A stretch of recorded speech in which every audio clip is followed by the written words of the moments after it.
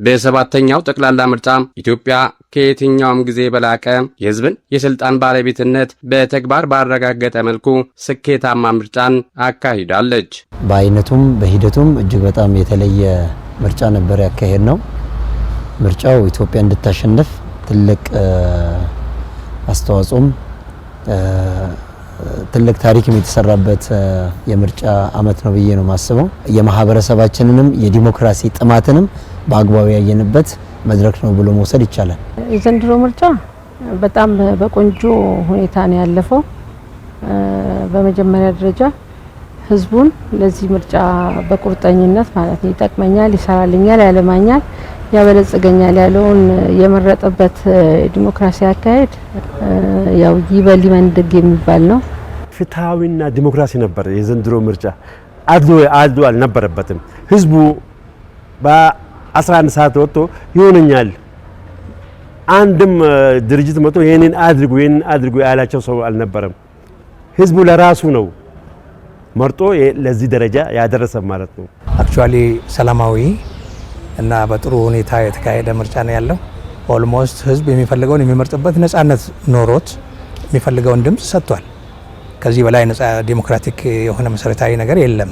የኢትዮጵያ ብሔራዊ ምርጫ ቦርድ የምርጫውን ውጤት ይፋ ማድረጉን ተከትሎም በሐረሪ ክልል የሚገኙ ተፎካካሪ ፓርቲዎች ለህዝብ የገቡትን ቃል ወደ ተግባር ለመቀየር እንደሚሰሩ አረጋግጠዋል። የፓርቲያችን የ5 ዓመት የማኒፌስቶ አዘጋጅተን ኦሬዲ ለህዝብ አስተችተን በህዝባችን ኦሬዲ አጠቃላይ ያለውንም ነገር ቃል ገብተን ነው ለህዝብ ቃል ገብተን ኦሬዲ ድምጽ ያገኘ ነው።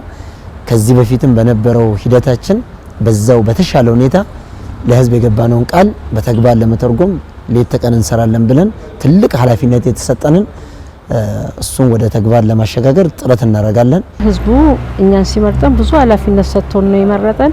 ያንን የመወጣት ደግሞ ከኛ ግዴታ ይጠበቃል።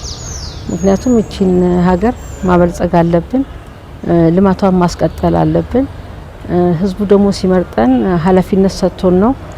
ኃላፊነቱን ግን እኛ ወደ ተግባር ለውጠን በተግባር ለህዝቡ ለማሳየት ቁርጠኝነቱ አለ።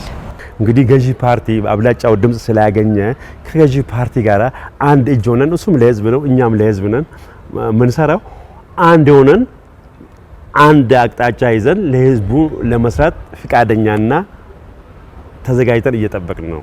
ለዚህም ተፎካካሪ ፓርቲዎች አብላጫ ድምጽ ካገኘው ብልጽግና ፓርቲ ጋር የትብብርና የፉክክር ሚዛን በጠበቀ መልኩ ለሀገር ሰላምና ልማት በጋራ ለመስራት ተዘጋጅተዋል።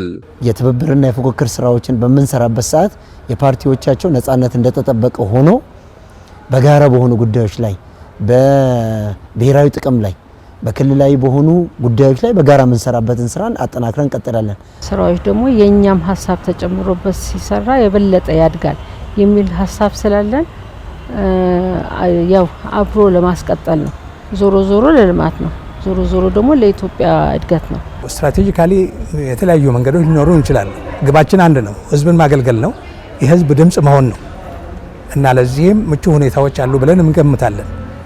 ማለትም ከመንግስት ጋር ወይንም አሁን ከገዢው ካሽናፊው ፓርቲ ጋር በጋራ የምንወስዳቸው ነገሮች አሉ፣ የምንለያይባቸው ጉዳዮችም አሉ። የፖለቲካ ፓርቲዎች የሀገርና የህዝብን ጥቅም ባስቀደመ መልኩ ከመንቀሳቀስ በተጨማሪ እንደ ሀገር የዲሞክራሲ ስርዓት የበለጠ እንዲዳብር በማስቻል ረገድም ሚናቸውን መወጣት ይገባል። ዋቴቨር ለሀገር የሚጠቅመውን ጉዳይ ሁላችንም አስተዋጽኦ ማድረግ መቻል አለብን። በሰላም በኮንፍሊክትና ሞብ ሳይሆን ማለት ነው እና በዚህ ደረጃ ምቹ ሁኔታዎች እንዳሉ ነው እኛ አሁን ግንዛቤ ያለን። የሌላ ፓርቲዎችም ይሄንን ኦፖርቹኒቲ መጠቀም አለባቸው የሚል ሀሳብ ነው ያለን። አሁን ባለው ሁኔታ ምንድነው አካታች የፖለቲካ ስርዓቱንም በተሻለ ሁኔታ ኤክሰርሳይዝ ለማድረግም የተፎካካሪ ፖለቲካ ፓርቲዎች ህዝቡ በመረጣቸው ድምጽ ልክ ምክር ቤት ገብተው የህዝብ ድምጽም በአግባቡ እንዲሰማ ቀጣይ ሀገራችን በዲሞክራሲ ስርዓት ግንባታ ላይ ለሚኖራትም የተሻለ አስተዋጽኦ ይህ ጅማሮ ትልቅ የራሱ የሆነ ፋይዳ ይኖረዋል።